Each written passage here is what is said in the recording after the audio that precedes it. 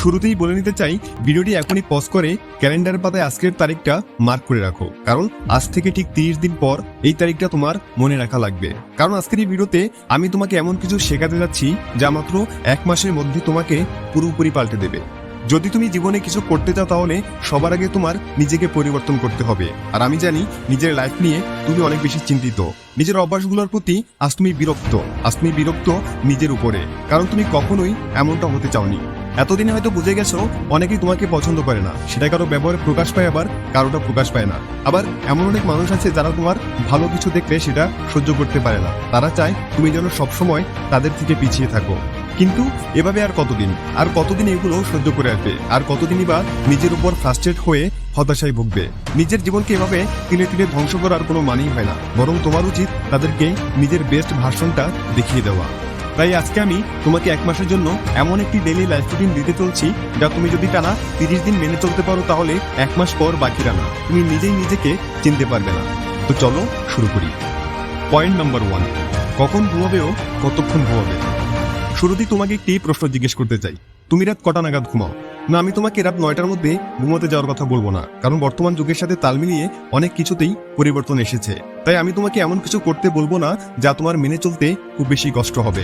আমি তোমাকে বলবো এই 30 দিন তোমাকে রাত 11টার মধ্যে ঘুমাতে হবে, কিন্তু তুমি আমাকে বলবে যে ভাই আমার এত তাড়াতাড়ি ঘুম আসে না, রাত জাগা আমার অভ্যাস হয়ে গেছে। কিন্তু এটাও একটা সমাধান আছে, সেটা হলো তোমাকে খুব ভোরে ঘুম থেকে উঠতে হবে। সকালে যত দেরি করে উঠবে রাতে তোমার ঘুমাতে তত দেরি হবে। তাই অবশ্যই তোমাকে খুব ভোরে ঘুম থেকে ওঠার অভ্যাস করতে হবে। আর কখন তুমি ঘুমাবে, কতক্ষণ ঘুমাবে আর কখন ঘুম থেকে উঠবে সেটাও আমি নির্ধারণ করে দিচ্ছি। রাত 11টা, তোমাকে অবশ্যই রাত 11টার মধ্যে ঘুমিয়ে যেতে হবে। মনে রাখতে হবে সময়টা যেন 11টার থেকে বেশি না হয়। আর 6 ঘন্টা ঘুমিয়ে তোমাকে এই 1 মাস ভোর 5টায় ঘুম থেকে উঠতে হবে। আর একজন মানুষের সুস্থ থাকার জন্য দিনে 6 ঘন্টা ঘুমিয়ে যথেষ্ট। পয়েন্ট নাম্বার 2, ব্যায়াম ও শরীর চর্চা করা। তো কিছুক্ষণ আগেই বললাম তোমাকে প্রতিদিন ভোর 5টায় ঘুম থেকে উঠতে হবে। ঘুম থেকে ওঠার পর ফ্রেশ হয়ে সৃষ্টিকর্তার কাছে প্রার্থনা সেরে নিতে হবে। তারপর খালি পেটে তোমাকে 1 গ্লাস নর্মাল পানি পান করতে হবে।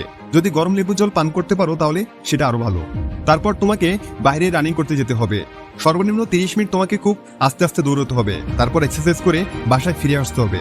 তাহলে সারাদিন তোমার আর শরীর নিয়ে কোনো চিন্তার বিষয় রইল না, কারণ যদি তুমি রোজ নিয়ম করে শরীরচর্চা করতে থাকো তাহলে কখনোই তোমার শরীর দুর্বল হবে না, তুমি দিনভর ফিট ও স্ট্রং থাকতে পারবে। একটা কথা সবসময় মনে রাখতে হবে, স্বাস্থ্যই সকল সুখের মূল। তাই যদি তোমার শরীর স্বাস্থ্যই ভালো না থাকে তাহলে সুখটা আসবে কোথা থেকে? তাই তোমাকে সবসময় এমন কিছু করতে হবে যা তোমার শরীরকে সর্বদা সচল রাখতে সাহায্য করে। পয়েন্ট নাম্বার 3, খাওয়া দাওয়ার একটি লিমিট রাখা। এই 1 মাস তোমাকে সকল ধরনের অস্বাস্থ্যকর খাবার ত্যাগ করতে হবে। তৈলাক্ত খাবার যত কম পারো তত খাওয়ার চেষ্টা করবে। সকল ধরনের জাঙ্ক ফুড বর্জন করতে হবে সেই ধরনের খাবারগুলো যা তোমার শরীরের চর্বির পরিমাণ বাড়িয়ে দেয়। তোমাকে তোমার শরীর অনুযায়ী যথেষ্ট পরিমাণ বিশুদ্ধ পানি পান করতে হবে। কোনো খাবারই অতিরিক্ত খাওয়া যাবে না। খাবার পর সাথে সাথে বিছানায় শুয়ে পড়া যাবে না। এতে করে তোমার শরীরের ওজন বাড়বে না, ওজন নিয়ন্ত্রণে থাকবে, সাথে তোমার শরীর স্বাস্থ্য খুব ভালো থাকবে। নিজেকে তুমি অ্যাক্টিভ রাখতে পারবে। আর স্বাস্থ্যসম্মত খাবার খাওয়াও তৈলাক্ত খাবারগুলো বর্জন করার কারণে যদি তোমার মুখে বা শরীরের কোথাও পিম্পলস থেকে থাকে তাহলে সেগুলো গায়েব হয়ে যাবে। পয়েন্ট নাম্বার 4, প্রতিদিন নতুন কিছু শেখা।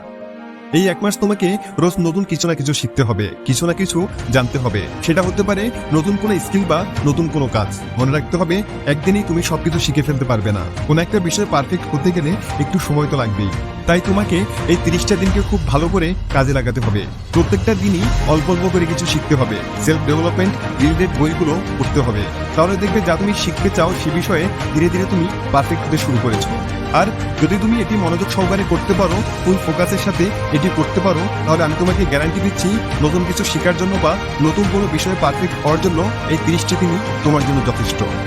পয়েন্ট নাম্বার 5, নিজেকে নিয়ে ভাবা ও নিজের ভালো লাগাকে গুরুত্ব দেওয়া। অনেক তো হলো, অন্যদের কথা ভাবতে ভাবতে, অন্যদের সুবিধা অসুবিধা, আরাম আয়েশ, ভালো লাগা খারাপ লাগা এগুলো ভাবতে ভাবতে তুমি হয়তো নিজেকে নিয়েই ভাবতে ভুলে গেছো। নিজের ভালো লাগা মন্দ লাগার কাজটি হয়তো তোমার আর তেমন ভাবে করা হয় না, কিন্তু এটি তোমার মানসিক স্বাস্থ্যের জন্য অনেকটা ক্ষতিকর। তাই এক মাস তোমাকে সবার কথা বাদ দিয়ে নিজের কথা ভাবতে হবে। নিজের ভালো লাগা খারাপ লাগাকে সবার আগে প্রাধান্য দিতে হবে। কোন কাজটি তোমার ভালো লাগে সেটি করতে হবে, কারণ যখন তুমি এ ধরনের কাজ করবে তখন নিজের ভেতরে অদ্ভুত এক তৃপ্তি কাজ করবে। শারীরিক ও মানসিকভাবে তুমি বেশ ফুরফুরে মেজাজে থাকবে। তখন কোনো কিছুতেই তোমার আর বিরক্তবোধ হবে না। নিজেকে তুমি বেশ অ্যাক্টিভ ও চঞ্চল রাখতে পারবে, ফলে তোমার মস্তিষ্কেও তার পজিটিভ প্রভাব পড়বে। তাই এক মাস অবশ্যই নিজেকে নিয়ে ভাবতে হবে। ভাবতে হবে মানে ভাবতেই হবে। পয়েন্ট নাম্বার 6, অযথা সময় নষ্ট না করা। দেখো, তোমার হাতে মাত্র 30 দিন সময় আছে।